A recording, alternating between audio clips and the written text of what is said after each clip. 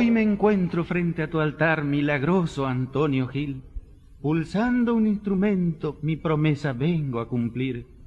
Recuerdo hace mucho tiempo en oración te pedí que me ayudes en la música, el trabajo y en el amor soy muy feliz.